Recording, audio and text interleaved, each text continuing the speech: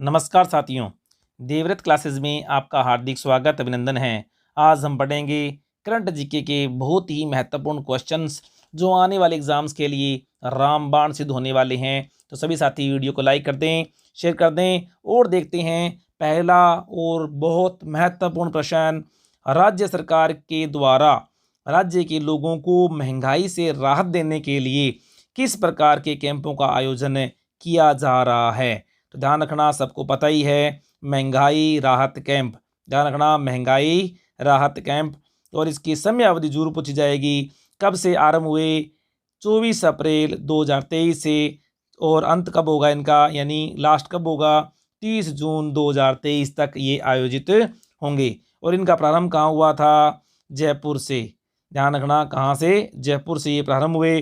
कितनी पंचायतों में इनका आयोजन किया जाएगा? राज्य की 11,283 ग्राम पंचायतों और 7,500 वार्डों में इसका आयोजन किया जाएगा। और इस योजना में होगा क्या इन कैंपों में, यानी ऑन द स्पॉट 10 जन हितैषी योजनाओं का लाभ है वो लाभार्थियों को प्रदान किया जाएगा और इसके लिए उन्हें कार्ड भी प्रदान किया जा रहा है। अगला प्रश्न, राज्य में छठे मेगा जो फेयर का आयोजन किस संभाग में किया जाएगा? अब देखो, संभाग स्तरीय मेगा जो फेयर का आयोजन है वो 2022 से किया जा रहा है।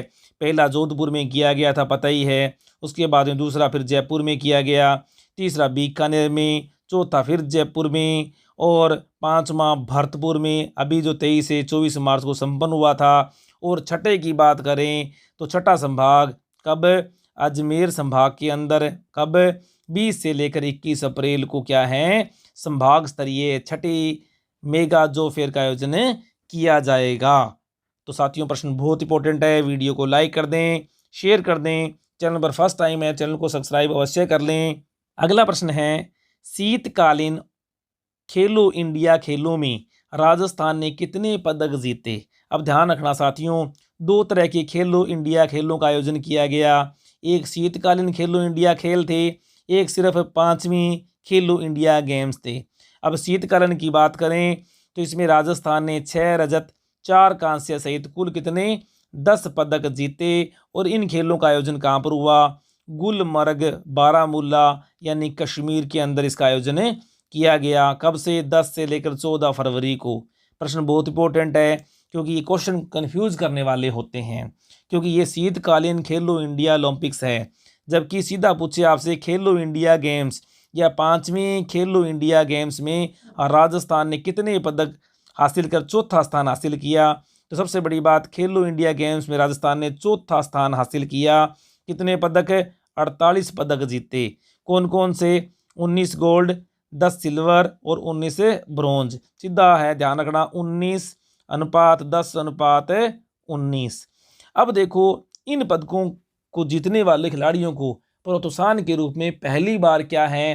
प्रोत्साहन राशि दी जा रही है। जो गोल्ड जीत रहा है उसे 1.5 लाख रुपए मिलेगा, सिल्वर वाले को 1,12,500 रुपये, जबकि ब्रोंज जीतने वाले को 93,750 रुपये हैं इसके तहत दिए जाएंगे। अब देखो, खेलो इंडिया यूथ गेम्स 2023, बात वही है, खेलो इंडिया गेम्स की बात हो रही है। तो ध्यान रखना, 5वें संस्करण का आयोजन कब हुआ?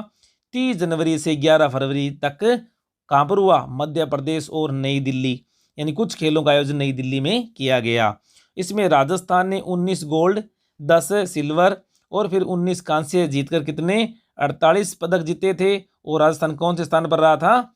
चौथे स्थान पर रहा। अब साथियों, क्वेश्चन इससे आगे भी पूछा जा सकता है कि राजस्थान कौन से स्थान पर रहा? चौथे स्थान पर। तो प्रथम कौन रहा? तो ध्यान रखना, 161 पदक जीतकर महाराष्ट्र है वो कौन से स्थान पर रहा? प्रथम स्थान पर। हरियाणा है वो 128 पदक जीतकर कौन से स्थान पर रहा? दूसरे स्थान पर। और मध्य प्रदेश सिर्फ 96 पदक जीतकर कौन से स्थान पर रहा? तीसरे स्थान पर। और ध्यान रखना, साइकिलिंग के सभी पदक किसने जीते? राजस्थान ने जीते। किसमें? खेलो इंडिया यूथ गेम्स में। जबकि शीतकालीन खेलों के अंदर शीतकालीन युवा गेम्स के अंदर राजस्थान कौन से स्थान पर था? 10वें स्थान पर था। अगला प्रश्न है, राज्य में इंटरनेशनल राजस्थानी कॉन्क्लेव का आयोजन किस जिले में किया जाएगा? अब ध्यान रखना, राजस्थानी कॉन्क्लेव, इंटरनेशनल कॉन्क्लेव, ध्यान रखना कब होगा? ये सितंबर में होगा। सबसे बड़ी बात तो ये सितंबर में होगा। कब? 23 से 24 सितंबर 2023 को कहाँ पर होगा? जयपुर में होगा। किसकी सहायता से? उद्योग विभाग राजस्थान फाउंडेशन के सहयोग से क्या इसका आयोजन करेगा। और इसके लिए अभी हाल ही में कितनी 5 करोड़ की वित्तीय स्वीकृति है वो सीएम गहलोत ने जारी भी कर दी। अगला प्रश्न है, विद्युत एवं नवीनीकरण ऊर्जा क्षेत्र में उत्कृष्ट कार्य करने के लिए राज्य के किस अधिशासी अभियंता को केंद्रीय CBIP, ध्यान रखना, CBIP अवार्ड 2022 प्रदान किया गया? तो ध्यान रखना, राज्य के अधिशासी अभियंता कौन? विजय कुमार, जो कहाँ पर हैं कार्यरत हैं? जवाहर सागर विद्युत गृह पर क्या है कार्यरत हैं? उन्हें क्या है केंद्र सरकार के द्वारा सम्मानित किया गया। और ये अवार्ड किसने? केंद्रीय विद्युत नवीन एवं नवीनीकरण ऊर्जा मंत्री RK सिंह ने प्रदान किया। अगला प्रश्न देखो, बहुत इंपॉर्टेंट, प्रधानमंत्री श्री नरेंद्र मोदी पर लिखी पुस्तक नरेंद्र से नरेंद्र तक के लेखक कौन हैं? वेरी वेरी इंपॉर्टेंट क्वेश्चन आ सकता है। डॉक्टर बुद्धि प्रकाश शर्मा, डॉक्टर बुद्धि प्रकाश शर्मा। और इस पुस्तक का विमोचन किसने किया? भाजपा के राष्ट्रीय प्रवक्ता सुधांशु त्रिवेदी ने जयपुर में किया। अगला प्रश्न है, पर्यटन और आतिथ्य क्षेत्र में अग्रणी भूमिका निभाने के लिए मुख्य सचिव, ध्यान रखना, मुख्य सचिव श्रीमती उषा शर्मा को नोएडा में किस पुरस्कार से सम्मानित किया गया? वेरी वेरी इंपॉर्टेंट क्वेश्चन, ध्यान रखना। सबसे पहले पता होना चाहिए राज्य की मुख्य सचिव कौन है? महिला, वो भी कौन है? उषा शर्मा। और इन्हें किस अवार्ड से? लाइफ टाइम अचीवमेंट अवार्ड से सम्मानित किया गया। कब? इंडिया एक्सपो मार्ट, इसका आयोजन कहाँ पर हुआ था? ग्रेटर नोएडा के अंदर इसका आयोजन किया, जिसके अंतर्गत क्या है उषा शर्मा को भी क्या है सम्मानित किया गया। अगला प्रश्न है, राज्य और देश की प्रथम अत्याधुनिक बिहेवियरल लैब की स्थापना राज्य के किस जिले में की जा रही है? बिहेवियरल लैब, ध्यान रखना, ये क्वेश्चन भी बहुत इंपॉर्टेंट है। ध्यान रखना, हरीशचंद्र माथुर राजस्थान राज्य लोक प्रशासन संस्थान जयपुर में इसकी स्थापना की जा रही है। और इसके लिए राज्य सरकार ने कितने 1.22 करोड़ की अनुमति यानी मंजूरी है वो प्रदान कर दी। अगला प्रश्न है, अंतर्राष्ट्रीय महिला दिवस पर राज्य की किस छात्रा को इंदिरा प्रियदर्शनी अवार्ड से सम्मानित किया गया? अब ध्यान रखना, अंतर्राष्ट्रीय महिला दिवस कब होता है? 8 मार्च को। और ये जो इंदिरा प्रियदर्शनी अवार्ड है वो इसी दिन प्रदान किया जाता है। तो ध्यान रखना, राज्य की यानी जयपुर की मूमल शर्मा को, राज्य की मूमल शर्मा को इंदिरा प्रियदर्शनी अवार्ड देकर सम्मानित किया गया। और कौन देता है ये सम्मान? ये बालिका फाउंडेशन की ओर से क्या मिलता है इसमें? 1 लाख रुपए व स्कूटी प्रदान की जाती है। अगला प्रश्न है, सामाजिक न्याय एवं अधिकारिता विभाग की किन 3 योजनाओं को राष्ट्रीय स्तर पर स्कोच अवार्ड प्रदान किए गए? ध्यान रखना, 3 योजनाओं को राष्ट्रीय स्तर पर स्कोच अवार्ड दिए गए। तो ध्यान रखना, मुख्यमंत्री पालनहार योजना, इसको तो क्या मिला? गोल्ड मिला। जबकि उत्तर मैट्रिक छात्रवृत्ति योजना और मुख्यमंत्री कन्यादान योजना को कौन सा अवार्ड दिया गया? Silver award. तो 2 को सिल्वर मिला, 1 को गोल्ड। कुल कितनी हो गई? 3 योजनाओं को राष्ट्रीय स्तर पर हाल ही में क्या है स्कोच अवार्ड प्रदान किए गए। और ये भी ध्यान रखना, अब तक राज्य में कुल कितने 20 परियोजनाओं को क्या है स्कोच अवार्ड दिए जा चुके।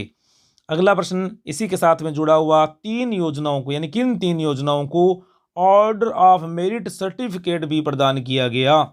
तो राष्ट्रीय स्तर का प्रश्न आ सकता है, राष्ट्रीय स्तर पर किन योजनाओं को ऑर्डर ऑफ मेरिट सर्टिफिकेट प्रदान किया गया?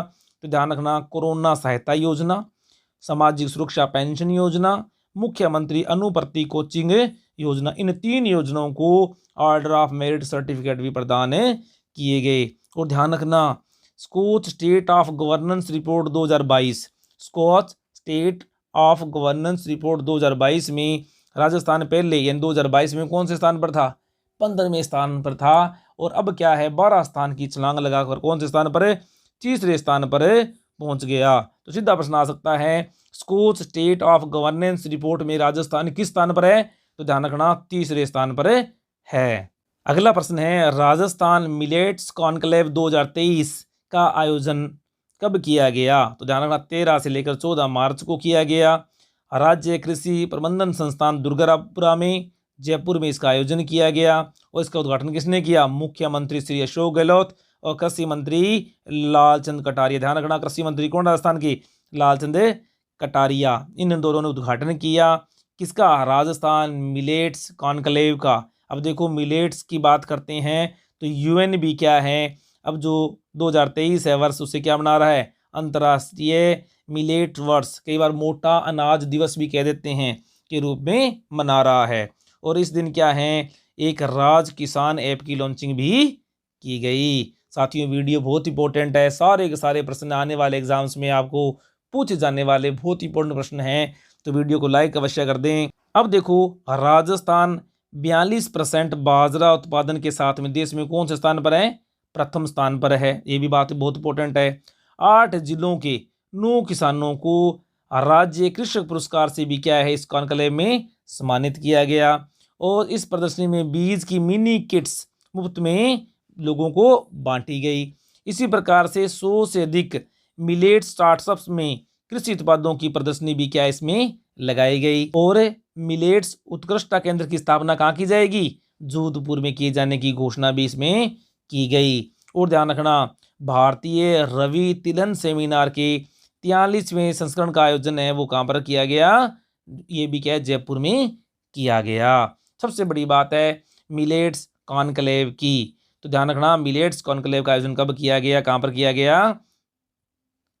13 से 14 मार्च को जयपुर में किया गया। अगला प्रश्न है, प्रधानमंत्री की आर्थिक सलाहकार परिषद द्वारा जारी किए गए सामाजिक प्राकृतिक सूचकांक, ध्यान रखना सामाजिक प्रकृति सूचकांक में राजस्थान को किस श्रेणी में रखा गया? तो ध्यान रखना राजस्थान को चतुर्थ श्रेणी में रखा गया। और इसके अध्यक्ष कौन है? ध्यान रखना अध्यक्ष है डॉक्टर विवेक देव रॉय।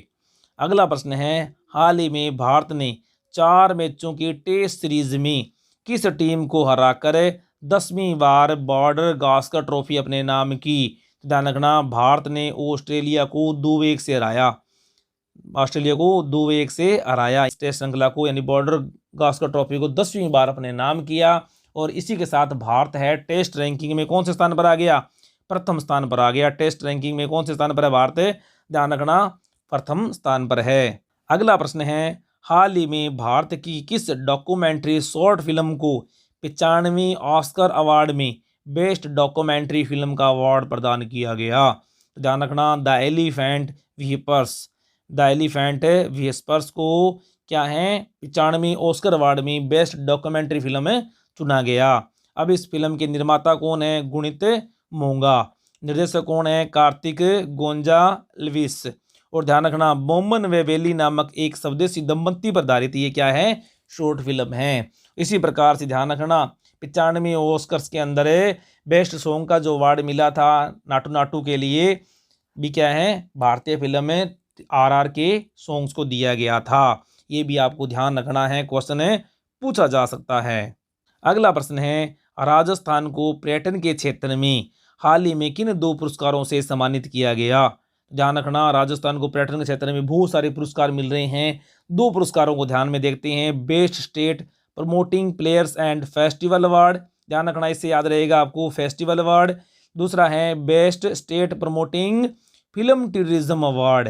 ये 2 अवार्ड हैं वो क्या हैं? किसको? राजस्थान पर्यटन विभाग को। ध्यान रखना राजस्थान पर्यटन विभाग को प्रदान किए गए। अब ध्यान रखना पर्यटन मंत्री कौन है? श्री विश्वेंद्र सिंह। और RTDC के अध्यक्ष कौन है? Shri Dharmendra Pradhan. Very very important.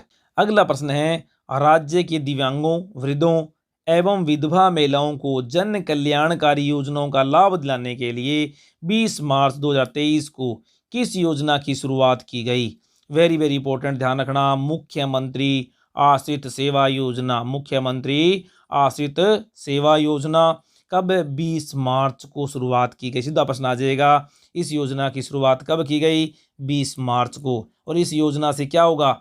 ऐसे अक्षम लोग जो चलकर ग्राम पंचायत तक या नगर पालिका तक नहीं आ सकते, जैसे कोई दिव्यांग है, कोई वृद्ध है, विधवा महिला, एकल महिला, उनको राज्य सरकार के द्वारा संचालित जन कल्याणकारी योजनाओं का लाभ है वो प्रदान किया जाएगा। और ध्यान रखना 20 मार्च को क्या मनाते हैं? IT दिवस। ध्यान सीधा प्रश्न आएगा, आईटी दिवस कब मनाया जाता है? ध्यान रखना 20 मार्च को। और 20 मार्च को दो काम और किए, विशेष ध्यान रखना। इसी दिन जन आधार इवेंट की लॉन्चिंग की गई और साथ में आईटी दिवस का आयोजन भी किया गया। तो ध्यान रखना आईटी दिवस कब मनाया जाता है? 20 मार्च को। अगला प्रश्न है, सतीश पूनिया का कार्यकाल पूरा होने के पश्चात भाजपा ने किस सांसद को राज्य का प्रदेशाध्यक्ष नियुक्त किया? तो ध्यान रखना सीपी जोशी को।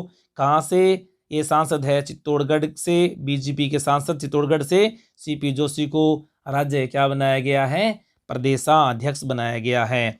इसी प्रकार से प्रश्न पूछा जा सकता है, राज्य विधानसभा में प्रतिपक्ष का नेता किसे बनाया गया है? ध्यान रखना श्री राजेंद्र सिंह राठौड़। इसी प्रकार से जन लेखा समिति का अध्यक्ष किसे बनाया गया है? श्री राजेंद्र सिंह राठौड़।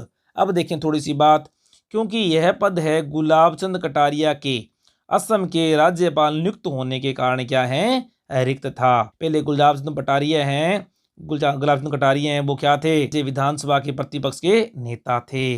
तो जब ये क्या है, असम के राज्यपाल बने तो प्रतिपक्ष का पद खाली था और क्या है, विधानसभा प्रतिपक्ष नेता किसे बनाया गया? राजेंद्र राठौड़ को। जबकि सतीश पूनिया के स्थान पर प्रदेशाध्यक्ष किसे बनाया गया है? सीपी जोशी को। अगला प्रश्न है, 20 से 22 मार्च 2023 तक राजस्थान इंटरनेशनल एक्सपो। अब ध्यान रखना, अभी तो पढ़ के आ रहे हैं, राजस्थान इंटरनेशनल कॉन्क्लेव की बात थी। अब क्या है, राजस्थान इंटरनेशनल एक्सपो का आयोजन किस जिले में किया गया?